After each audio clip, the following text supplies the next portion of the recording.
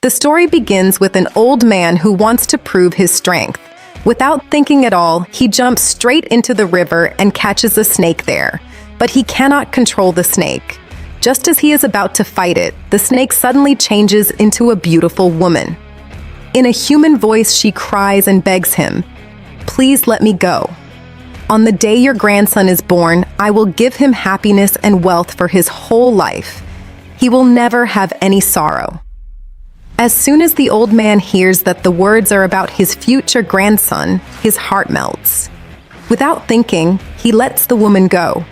At first, his family thinks it is just his crazy idea and laughs it off as a joke. But with time, everything is going to change. On the day the old man's grandson is born, the sky suddenly fills with black clouds. Heavy rain starts falling, and the river outside the village rises high and reaches straight to their house. The whole village starts running to save their lives. But the child's mother is stuck inside the house because of her labor pain. Everyone is shaking with fear, but there is a strange peace on the old man's face. He just keeps looking at the sky. Then a strong lightning strikes. The house shakes hard, and the next moment there is a terrible loud noise. Waves of black water rush into the courtyard. The villagers see it as a bad sign. But the old man laughs and says, "This is not a bad sign. This is a blessing. The water god is sending a bride for my grandson." After that day, the old man changes completely, as if he has gone mad. He stays lost day and night in an old mysterious book and brings that strange woman into his room. When the boy is 5 years old, the old man gives him sweets and says, "Look, this is your future wife inside it." For the next 10 years, the old man keeps teaching the boy mysterious knowledge. Time passes, and when the boy turns 18, the old man is taking his last breaths.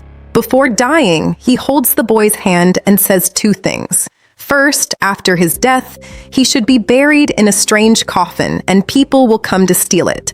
Second, take good care of that woman. Saying this, he dies. The boy cries but controls himself and opens the coffin with his uncle. He thinks there will be normal things inside, but as soon as they lift the lid, everyone's breath stops. Inside, a very beautiful woman is lying peacefully. At that moment, a strange, sweet smell spreads from the coffin and slowly fills the whole village. The boy's face turns white because he understands that this is not a normal smell, but a divine glow that can attract people with bad intentions. He now understands the real meaning of his grandfather's words. He tells everything truthfully. This makes his father shake with anger, and he kicks the coffin. The uncle asks him, "What should we do now?" The thought comes to the boy's mind to burn it, but his grandfather's warning stops him. In the end, he decides to take it to the old house on the mountain behind the village. He sends the villagers away. He wraps the woman in black cloth and carries her alone toward the mountain. He lays her on a bed in a clean room. On the way, the wind makes the smell a little less strong, but just as he starts to leave, he feels someone staring at him with cold eyes. He turns back in fear, but the woman is still lying the same way. He quickly leaves from there. While leaving, he sees a shining book fall down from the woman's body. In fear, he picks it up, puts it back, and runs away. For a few days, everything stays calm. But one night, he feels strange restlessness. He goes again to the house on the mountain. On the way, he sees some black shadows moving toward the same house. Hiding and watching, he learns that they are not humans, but strange puppets. And with them is a mysterious being wrapped in red clothes. That being says, "My wife, I have come to take you." Hearing this, anger fills the boy's heart, and he throws a stone at it. The being falls but gets up right away and shouts, "Who is there?" The next moment, it comes behind the boy and attacks him. It makes a deep wound on his hand. In a cold voice, it says, "You interfered in my work. You will have to pay the price." The boy is not ready to back down, but then green light comes from the being's eyes and the boy starts feeling dizzy. He understands that he is caught in a trap. In his last try, he bites his own tongue. The pain brings him back to his senses, and he quickly throws a talisman. As soon as the talisman falls, all the puppets there burn into ashes, and the small creatures hidden inside them start running away. The evil being stares at him in anger and tries to attack again, but the boy stops it. Then it suddenly releases poisonous gas. But before it can do anything, it and all its companions suddenly disappear. The boy stands there for a few moments, then slowly opens the door and goes inside. As soon as his eyes fall on the woman lying on the bed, his anger bursts out. "If you were not here, my condition would not be like this," he mutters while changing his clothes. Then he keeps staring at her. He cannot understand what to do now, and maybe because of tiredness or the effect of that strange atmosphere, he goes and lies down on the same bed. As soon as he lies down, the mysterious glow in the room suddenly becomes deeper. A warm wave runs through his whole body, and in a few moments his body becomes numb. His eyelids feel heavy. Then he hears a soft rustling sound nearby, as if some power is waking up inside the woman. And then suddenly he feels a cold, soft touch on his lips. It is gentle, calm, and gives a strange peace. A few seconds later, everything becomes quiet again. The woman lies down the same way, and the boy falls into deep sleep. The next morning he wakes up in panic. He looks at the woman first. She is still lying peacefully. But this time, her body looks a little shifted to the side, as if she is keeping distance. Doubt comes into the boy's mind whether she was really awake. He gathers courage and checks her heartbeat, but he feels nothing. His cheeks start burning, and he says softly, "I did not do it on purpose." Then he takes out the old book from under her. But as soon as he comes out of the house, he realizes someone is following him. A small creature is quietly walking behind him. He ignores it, reaches home, closes himself in his room, opens the book, and is shocked to see it. This is the second part of the same mysterious book. Now he understands why his grandfather's practice was incomplete, because he did not have the main part, and this book had not been left by him, but had come from that woman's clan. The things written in the book were beyond his understanding and shook his whole thinking. The next day, he catches a chicken and goes again toward the old house on the mountain. On the way, the same small creature is still following him. The boy smiles to himself. Today, everyone will get caught together. He cooks the chicken in the courtyard and sets traps. He throws pieces of meat in the jungle and sets traps everywhere else and waits. But from morning till evening, nothing happens. He thinks, has Huang Jiwei got scared? Then his attention goes back to the woman, and just as he moves forward to check her heartbeat, there is a knock on the door. He asks in fear, "Who is it?" But no answer comes. When he opens the door, there is silence outside, and golden grains are lying on the ground. He understands this is a trick to fool him and closes the door. Then there is rustling in the bushes outside, and he hides in the corner to watch. After some time, Huang Jiwei himself comes, sniffing around. But it stops before getting caught in the trap and sends its small companions forward. As soon as they get caught in the traps, they start struggling. Then Huang Jiwei releases green, poisonous smoke from a window, which makes the boy's head spin and darkness start to cover his eyes. It comes inside laughing. But then a warm energy rises from inside the boy's body and breaks all the illusion. The boy understands that the game has now turned, but he pretends that he is still trapped. Huang Jiwei goes near the bed without worry and starts pulling the woman's power while looking at her like a priceless treasure. Then the boy suddenly attacks, and the blow lands straight on its back. It gets surprised, but the next moment, fear fills its eyes because it is not looking at the boy, but at the woman. The boy turns back and sees that this time the woman has opened her eyes.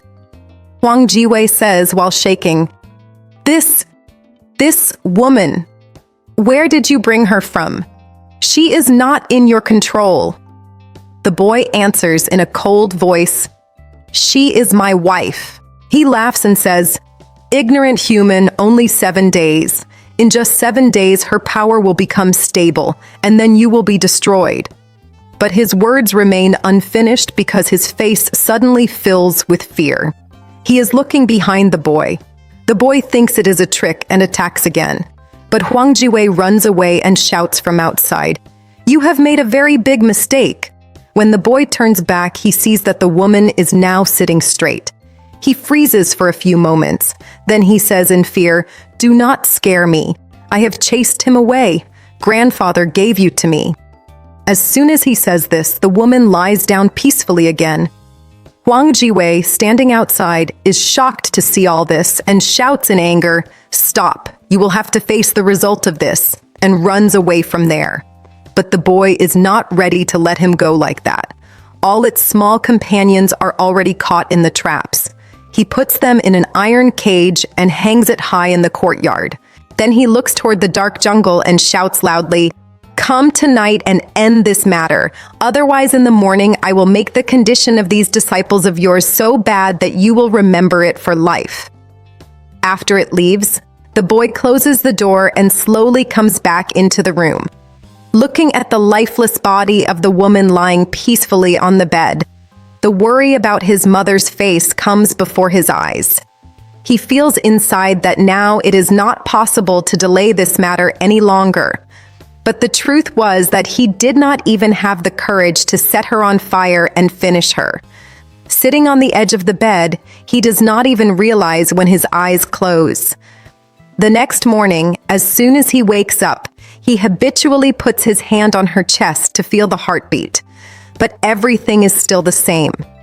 There is no heartbeat. He takes a long breath and comes out to the courtyard.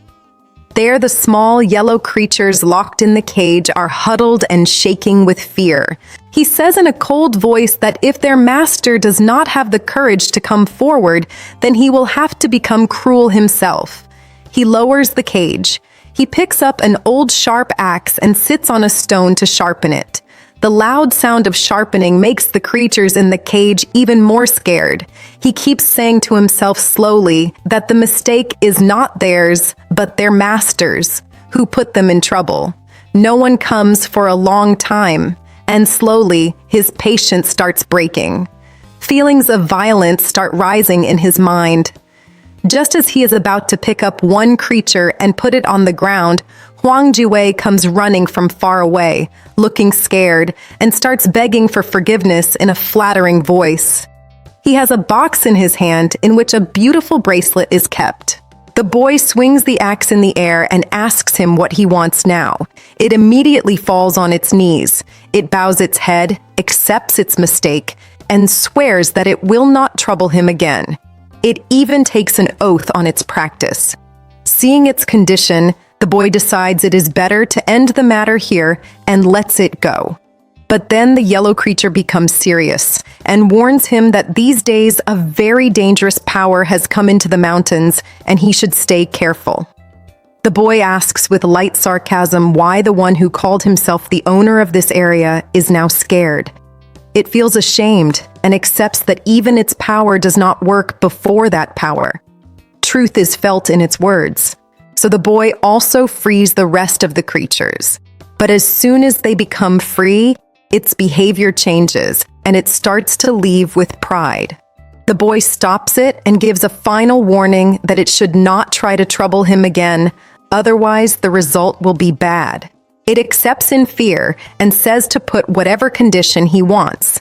Then the boy tells it to give him news of every activity happening in the mountains from now on. It immediately agrees and leaves with its companions. After it leaves, the boy's heart becomes even heavier because now the fear of that unknown danger starts to feel clearly. He returns home. He starts leaving with some necessary things and the tools left by his grandfather. Then his mother stops him. There is deep worry in her eyes and she asks if that girl is really alive. The boy lies to save her from fear and says she is completely fine. Mother says nothing. She just puts a bundle of clothes in his hands and says to give it to her. The boy leaves without looking back, but after walking a few steps, he cannot stop himself and turns to look. Mother is standing at the door, crying silently.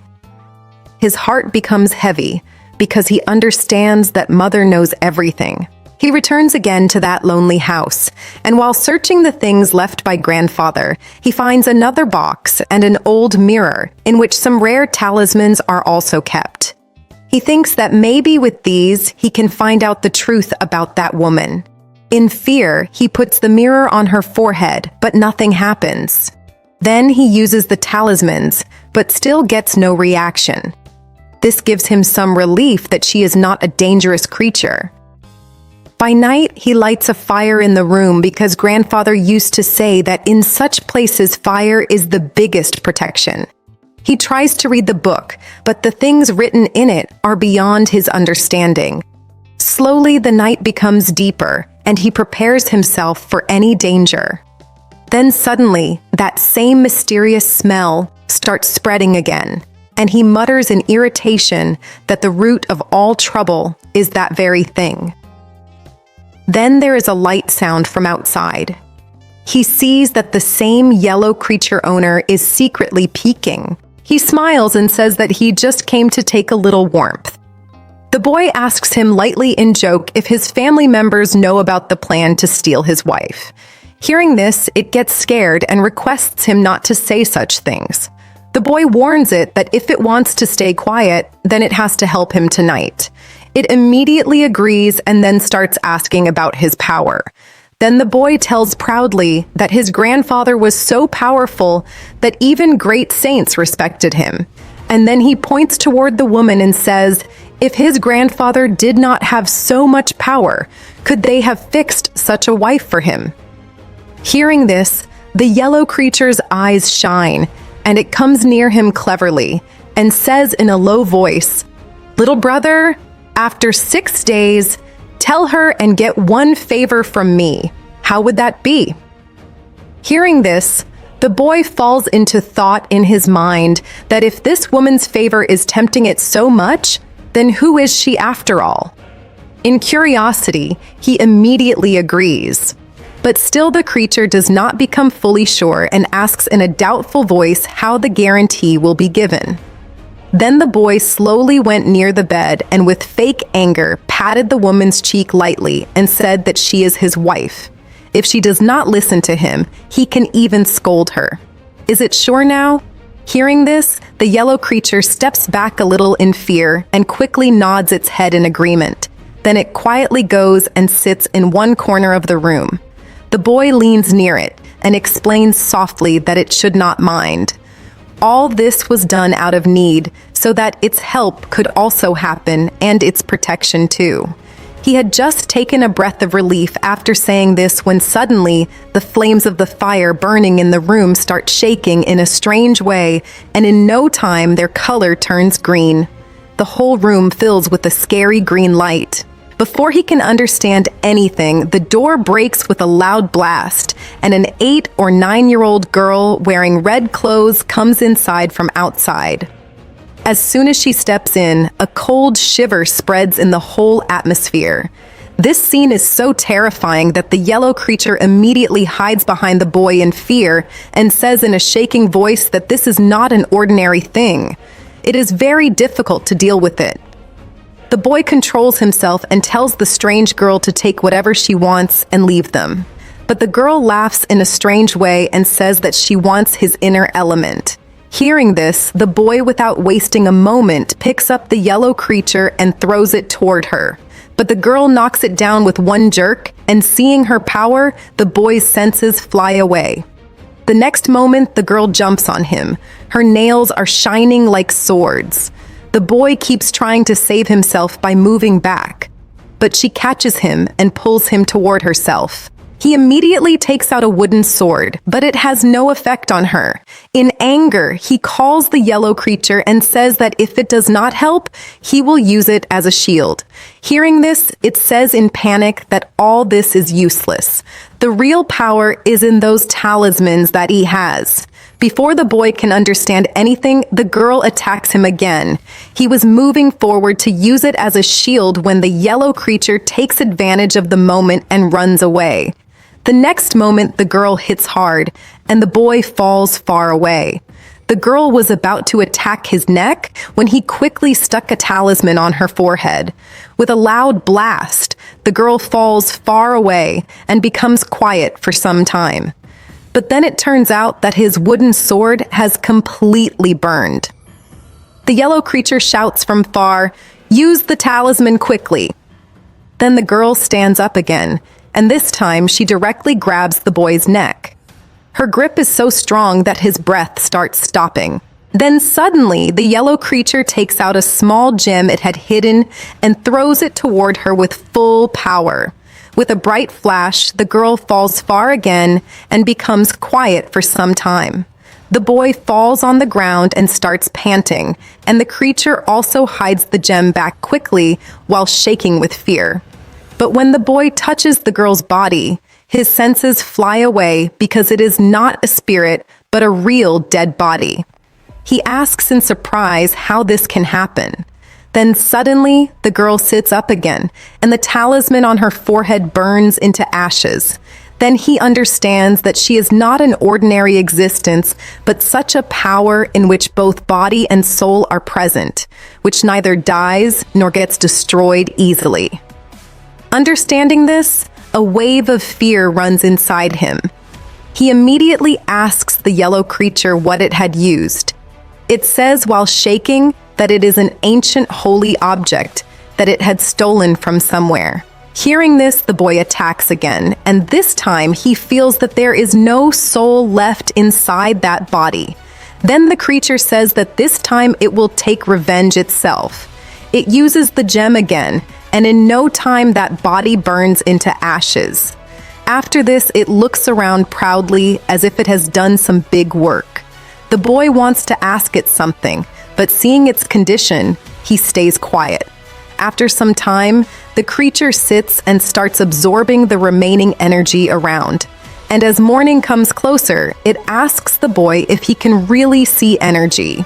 The boy answers yes, and when he looks at it carefully, he sees a light red glow above its head. He says that in the next 2 days, a yoga of love will form in its life. But hearing this, it laughs and says that all this is a lie and an attempt is being made to fool him. Saying this, it mutters and goes outside, and as soon as it gets a chance, it quietly runs away from there.